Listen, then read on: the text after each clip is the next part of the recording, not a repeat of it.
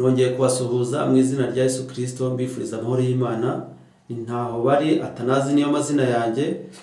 Ubushize twize icyigisho kivuga ngo umwe muri batatu muri benshi.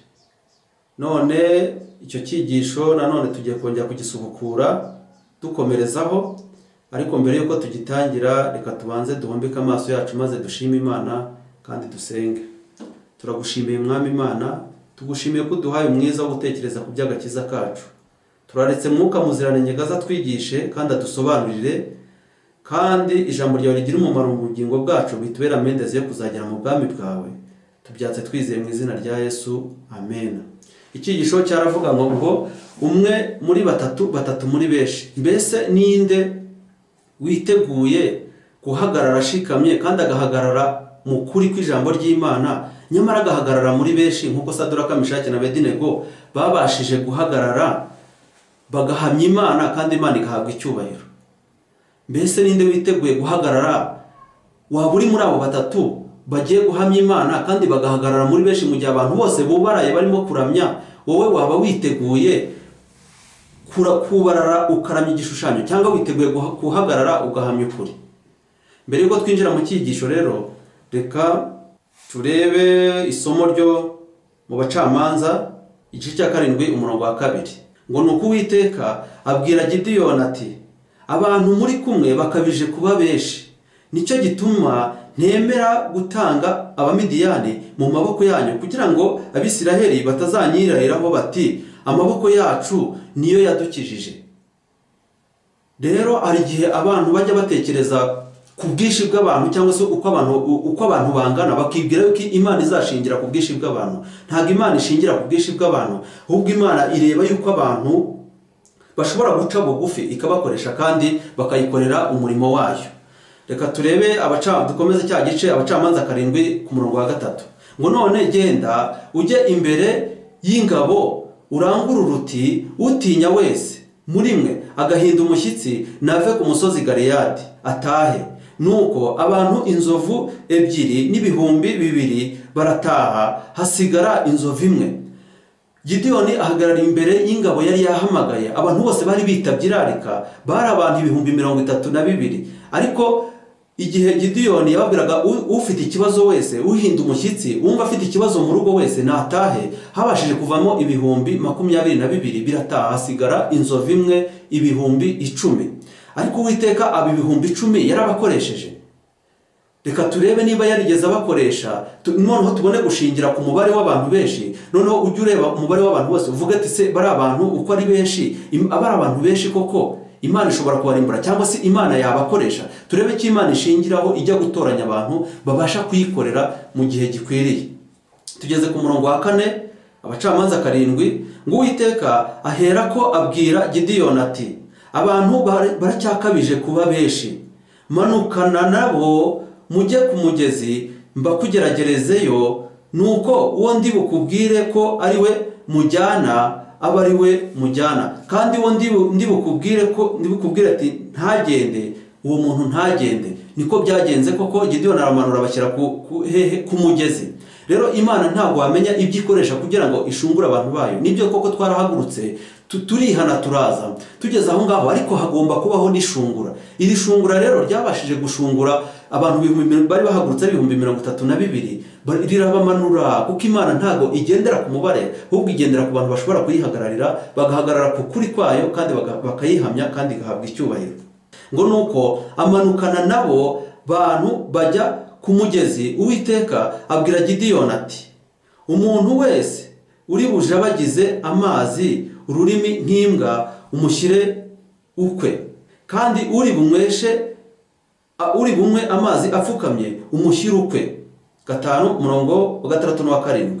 Umubare w'abanywesheje amashyi uba 300, ariko abandi bose banyoye bapfukamye. Uwiteka abwira Gideyoni ati, abantu 300 banywesheje amashyi nibo nzabakirisha, kuko nkugabije Abamidiyani, nuko abandi bose nibasubire iwabo. Niko byagenze kuko abantu basubiye iwabo. Watekereza gute uburyo abantu bitabiriye irariko ryo kujya gutabara ari 32,000 hakavamo abantu hagasigara abantu 300 kubera ishungura Imana yabashyizemo. Bari abantu ko bahagurutse bose bari bafite impamvu zitandukanye kandi zipfuye. Niko natwe twahagurutse mu itorero tuza dufite impamvu zipfuye kandi tuza muri iyi nzira y'agakiza dufite iki? Dufite imitwaro duhetse. Ntabwo rero inzira y'agakiza idusaba kuza twikoreye imitwaro, ahubwo inzira y'agakiza isaba yuko inarijye zose zishyirwa hasi.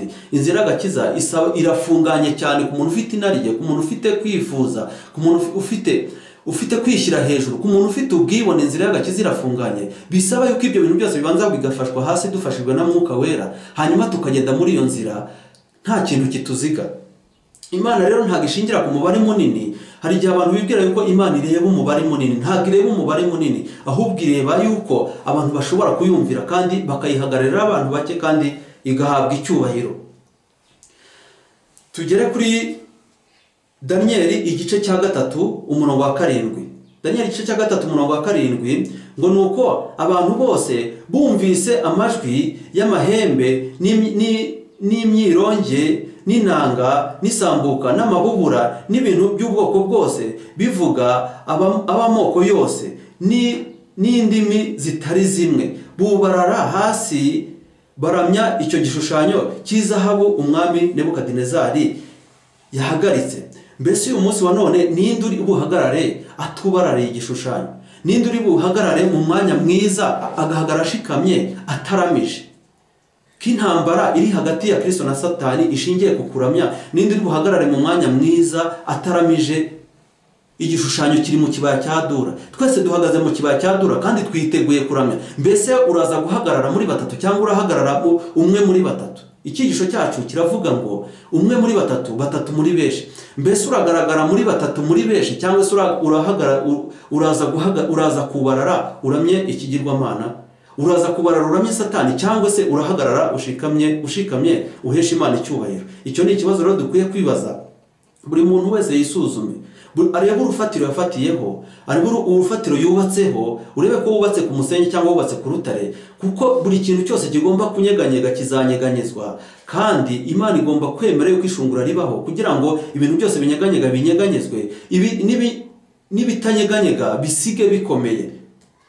Tujye muri Danieli igice turi muri Danieli igice cya 3 umurongo wa 7. Reka turebe ku murongo wa 8, dusimbuke tugere ku murongo wa 8.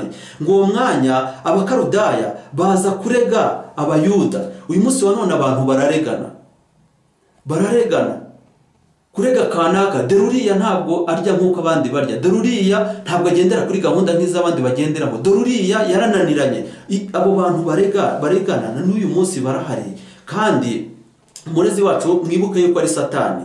Baramubwira bati, washyizeho itegeko kugira ngo abantu bose baramye, none ngo n'umuntu wese wanga kubarara hasi ngo akiramye ajugunywe mu itanura ry'umuriro ugurumana. Danieli 3:11. Tugeze ku murongo wa 12. Ngo nuko rero hariho abayuda wahaye gutwara iki gihugu cy'i Babuloni, ari bo Saduraka, Meshaki na Abedinego, batakwitayeho Nyagasani, ntibakorere n'imana zawe, kandi banze kuramya cya gishushanyo cy'izahabu wahagaritse. Umurongo wa 16. Saduraka, Meshaki na Abedinego basubiza umwami bati, igihe babazanaga umwami akababwira ati, ni igiki cyatumye mwebwe mutashaka kuramya? Ni iki cyatumye mutagendera muri sisiteme y'abandi? Ni iki cyatumye arababaza ibibazo, abahati ibibazo, arababwira ati, ni iki cyatumye mutagomba kugendera kuri gahunda y'abandi? Mwebwe muri bantu ki? Mumaze iki? Mwebwe muri abantu baturuka hehe? Ariko ba Saduraka na Meshaki na Abedinego ibanga bari bafite Nebukadinezari ntabwo yigeze arimenya. Bari bafitanye umushyikirano udacika n'Imana, bahagaze bashikamye kandi ntabwo bari bagambanye. Uriya mushyikirano wa Saduraka na Meshaki na Abedinego bari bafite, uyu munsi niwe ukeneye wo guhagararira ukuri nubwo byaba bikomeye. Tugiye kubona ukuntu bashikamye kandi bakabasha guhesha Imana icyubahiro. Ku murongo wa 18. Niba ari ibyo Imana yacu dukorera ibasha kudukiza mu itanura ry'umuriro ugurumana. Saduraka na Meshaki na Abedinego itanura bararibonaga yuko ryacangwe kandi rikwaka, ariko barashikama barahamya. Ninde uri buhagarare mu kuri kandi akabasha guhagararira mu ijambo ry'Imana kandi agahamya Imana igahabwa icyubahiro? Ninde? Ni wowe ni wowe kandi ni jyewe tugomba guhagarara mu kuri kandi tugahagarara dushikamye muri iki gihe giheruka. Ngo kandi izadukiza ukuboko kwawe Nyagasani, ariko naho itadukiza Nyagasani umenye ko baramumenyesha, barahamya. Ninde witeguye guhamya? Umenye ko tutari bukorere imana zawe, habe no kuramya icyo gishushanyo cy'izahabu wakoze. Mbese uyu munsi wa none ninde witeguye guhagarara ari umwe muri batatu, agahagarara muri batatu muri benshi? Tubona abantu bose bari mu kibaya cya Dura, bari benshi cyane. Ntabwo hari Saduraka, Meshaki na Abedenego bonyine, hari n'abandi bayuda bari bahari, ariko bose barubaraye bararamya. Kandi intambara iri hagati ya Kristo na Satani ishingiye ku kuramya. Mbese ko twese turi mu kibaya cya Dura tukaba twitegura kuramya, uraza kuramya Satani cyangwa se uraza guhagarara ushikamye uhesha icyubahiro Imana? Icyo nicyo dusabwa rero. Ikibazo twakwibaza uyu munsi wa none, ngo mbese ni iki cyatumye aba basore bagumya gushikama cyane? Ni igihe cyatumye abasore bashikama cyane bakavuga ati mwami naho Imana itadukiza ntabwo turi bwubarare ngo turamye iki gishushanyo? Bishingikirije kuki? Kugira ngo aba basore baye bakomeye gutya, baye bashikamye ku rutare gutya, bahagaze. Ababarebaga babonaga ari batatu, ariko ibanga ryari rihari, abandi babarebaga batari bazi nuko aba bantu bari umwe muri Kristo. Bari umwe muri Kristo kuko ntabwo bagambanye, nta nubwo bari bahagaze ahantu hamwe. Rero uyu munsi wa none abantu birakenewe yuko baba umwe muri Kristo, nubwo baba bategeranye, bakagendera ku murongo umwe Kristo yabahaye kandi bagahamya Imana. Mbese ninde uri buhagarare ashikamye kandi adatsinzwe n'urubanza kandi akabasha guhamya Imana mu gihe gikwiriye? Turebe Yohana igice cya 17:23 kugeza 23. Nanjye mbahaye ubwiza wampaye, ngo babe umwe nk'uko natwe turi umwe. Yesu aya magambo yayabwiye abigishwa, arabwira ngo babe umwe nk'uko nanjye na data turi umwe.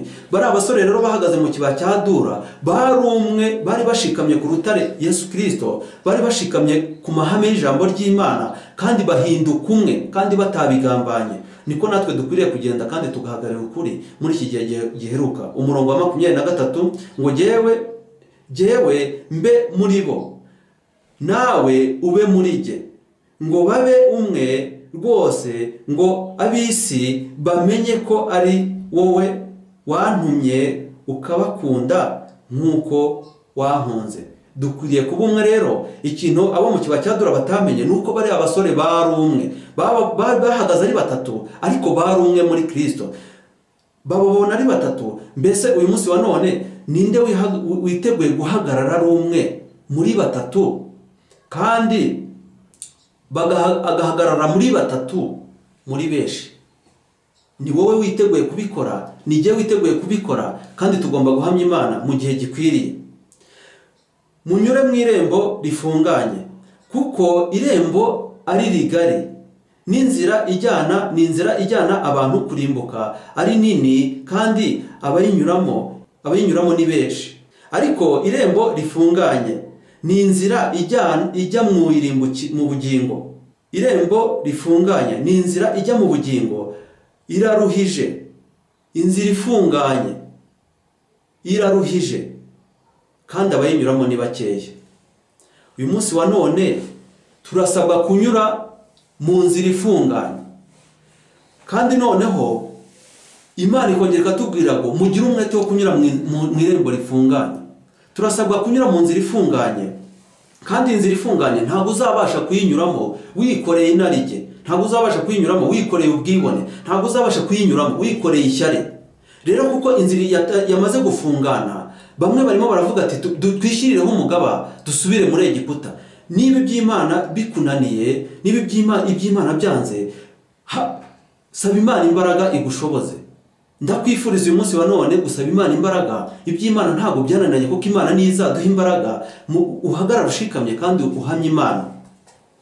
Turebe Luka 13 umurongo wa 24. Mugire umwete wo kunyura mu irembo rifunganye, nubwo inzira ifunganye kandi iruhije, abayinyuramo kandi bakaba ari bakeya.